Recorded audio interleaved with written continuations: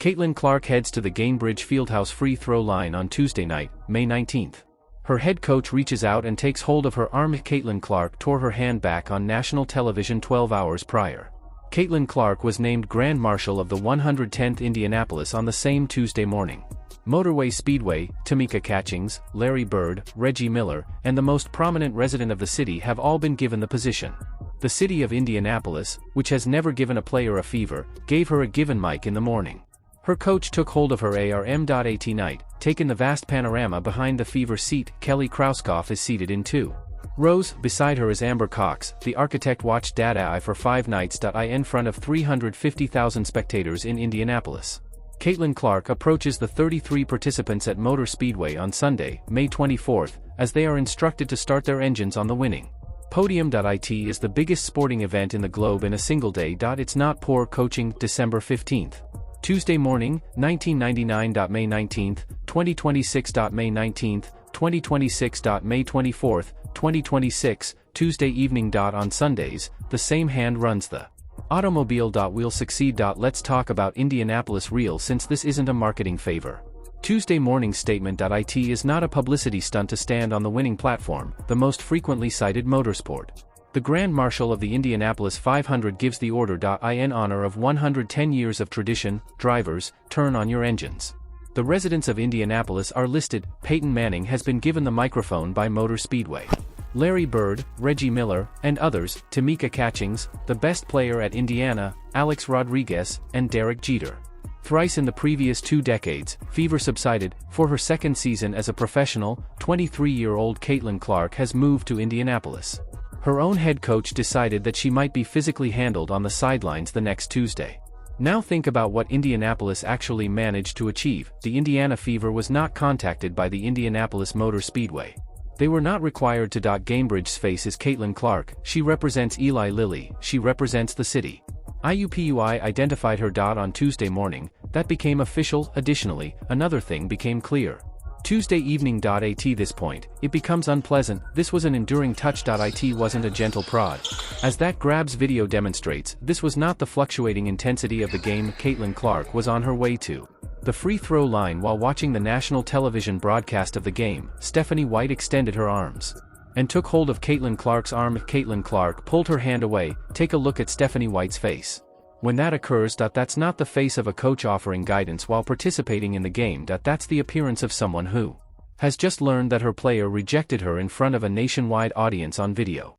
The cameras were aimed directly at them. Every frame of the video will be examined for a purpose. Frame for the following 24 hours.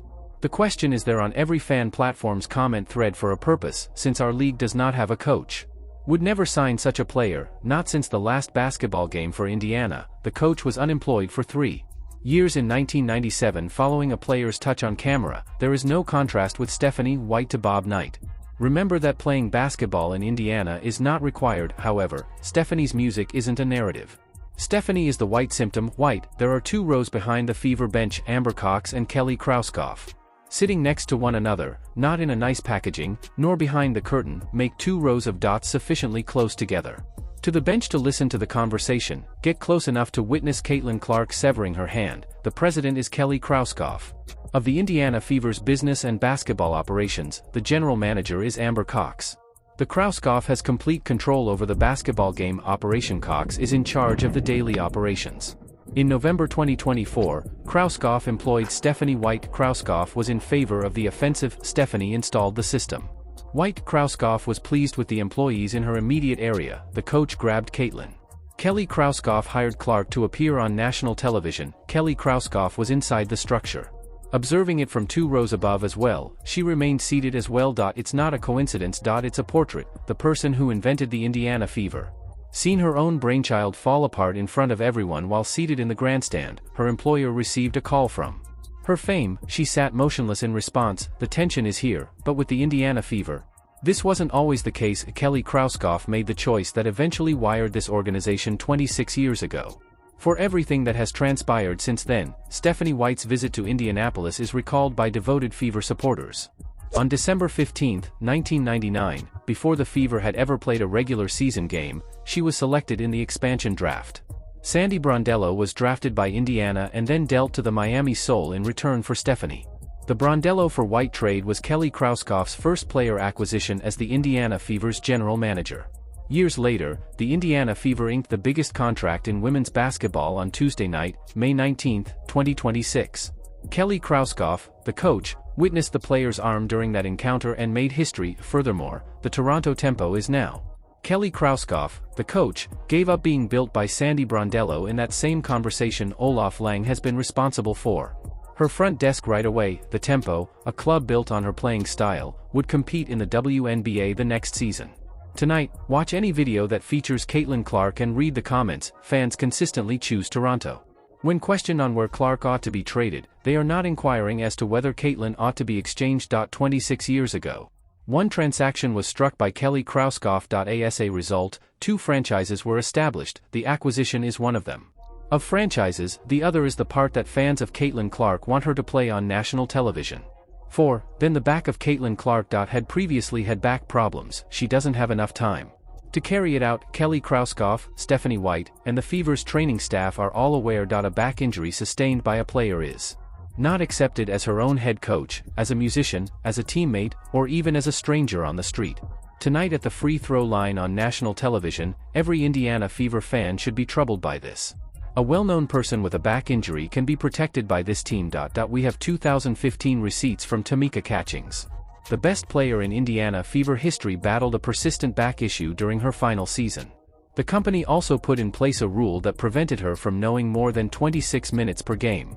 During the regular season, her workload decreased by 19%, and during the postseason, it decreased by 49%. The team was shown to put it simply, we're keeping her safe. Everything went smoothly. Catchings wrapped up her occupation as she perceived it.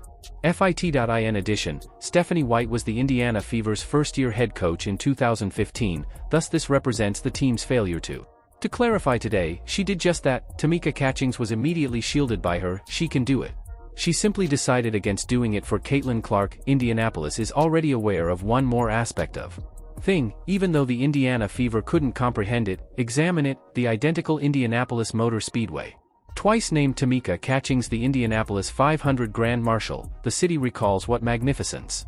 Appears that Caitlin Clark was just assigned to the same stage position. The city may still pay tribute to it. The city knows how to keep it safe. Last September, the franchise neglected to remember that the Indiana Fever started construction on a $78 million sports performance complex 8 months ago, being present at the groundbreaking.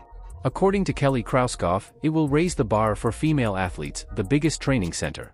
Aaliyah Boston stated that the 3-story, 108,000 square foot building will open prior to the 2027 season. Her wish to settle there. Throughout their time in the WNBA, the Indiana Fever had a $78 million building budget. They are unable to sustain for 3 seconds. Music, their head coach lost control of the most marketable female athlete on Sunday. History of basketball, Indianapolis Motor Speedway, May 24, 12:29 p.m. Caitlin Clark approaches from the east. The winning podium. 350,000 people are sitting, another 100 million people watch Fox. Additionally, she issues the directive that is most frequently mentioned in American sports. She owns that microphone. In Indianapolis, a decision has been made regarding Tamika Catchings, Larry Bird, and Reggie Miller. Stephanie White, Kelly Krauskopf, Amber Cox, and the Indiana Fever. Herb Simon has 5 days to determine whether or not they want to be the group that retains the talent or the group that caught her attention. The Indiana Fever will also have to choose who they are willing to lose on Sunday.